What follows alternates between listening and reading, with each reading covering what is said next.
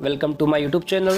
We go to source for the latest news, insightful analysis and in-depth discussions on current events. If you're passionate about staying informed, you are in the right place. Don't forget to like the video and subscribe to the channel so you are never miss an update. Let's dive into today's news. US says deep strikes in Russia no game changer after Zelensky Plea AMSTEIN air base. Germany. Reuters. US Defense Secretary Lloyd Austin cautioned on Friday there was no one capability that would turn the war in Ukraine in Kiev's favor, after President Volodymyr Zelenskiy urged the West to let his forces use its long-range weapons to strike Russia. At a regular meeting of Ukraine's allies at Ramstein US Air Base in Germany, Zelensky repeated his plea for Western nations to supply more long-range missiles and lift restrictions on using them to hit targets such as airfields inside Russia.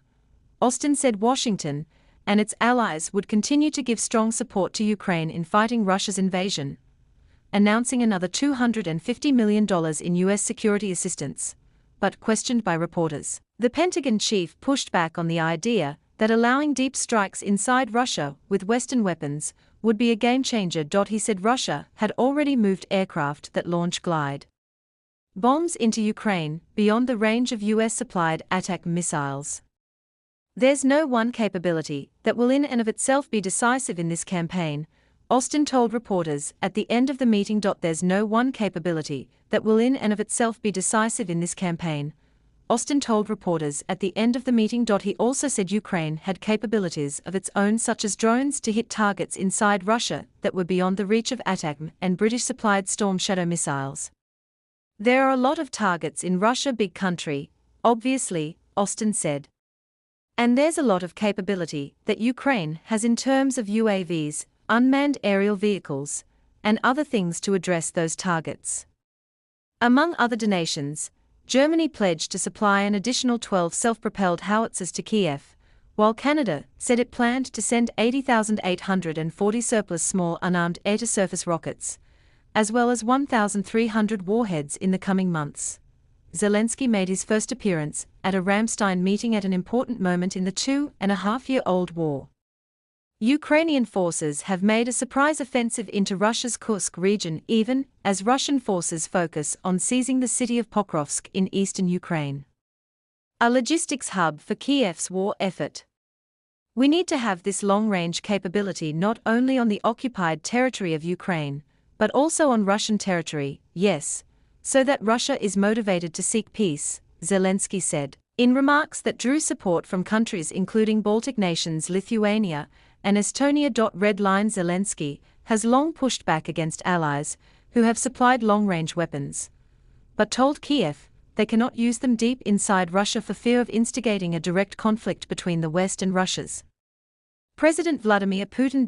In his remarks on Friday at Ramstein, Zelensky said, Russia's attempts to draw red lines simply do not work.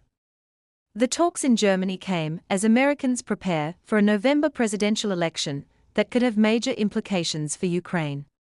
Vice President Kamala Harris, the Democratic candidate, has promised to stand with Ukraine. Former President Donald Trump, the Republican candidate, has vowed to resolve the Ukraine war immediately on taking office with possible peace talks that might require Kiev to cede territory. Trump and many of his supporters are skeptical of the billions of dollars in aid Biden's administration has poured into Ukraine's war effort. At Ramstein, Austin gave statistics on the toll the war has taken on Russian forces, estimating more than 350,000 Russian troops have been killed or wounded. He said Ukrainian forces have sunk, destroyed, or damaged 32 Russian Navy vessels and pushed Russia's Black Sea Fleet further east. Zelensky said that about 6,000 Russian soldiers had been killed or wounded in Ukraine's Kursk offensive. Today we control an area of more than 1,300 square kilometers in the Kursk region, and this includes 100 settlements, Zelensky said, adding that a large part of that territory was abandoned by Russian troops. But Moscow has also been pounding cities across Ukraine with missiles and drones in some of its largest attacks since its invasion of Ukraine in February 2022. The number of air defense systems that have not yet been delivered is significant, Zelensky said. Thank you for watching my videos. If you enjoyed the video, please give it a thumb up and share your thought in the comment below. Don't forget to subscribe to my channel for more update and in-depth coverage. Hit the notification bell so you are always the first to know when a new video drops. See you in the next one. Thank you.